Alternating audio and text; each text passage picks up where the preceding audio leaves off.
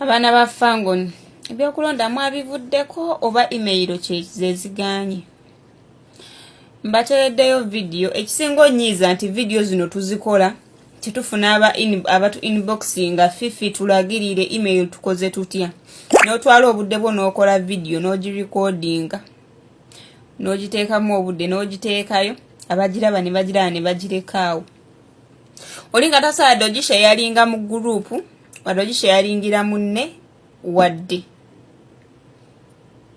musharinga videos ze tukola wosanga ng'omuntu akoze video ng'alagirira we balonda oba we bakola email kwata video gisharingira omuntu omulala.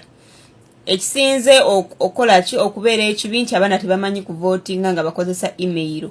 Kati videos abakimanyi tukikoze naye ate muzituulidde oli agiraba n'agirekawo. Songa kyeggaano kwata video gy'uno gy'akoze n'ogikwata n'ogisharinga. Link gye ziri ku bio izaffe abamu tebamanyi bio.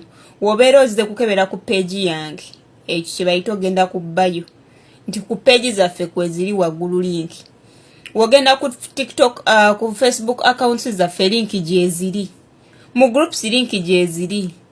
Abaana batadde link ku bio, abaana batadde link ku Facebook naye oli akyasaba link. N'asaba link woogimuwa naye emulema okugabana. Alabye video bakuriyetinga email n'okugikozesa naye waagiraba agirekawo tagisharinga alayikinga n'akomaawo. Abamu no layikinga tebalayikinga. Tubakolere ki? Wamma videos gye ziri nzipostinze ziri awo wansi.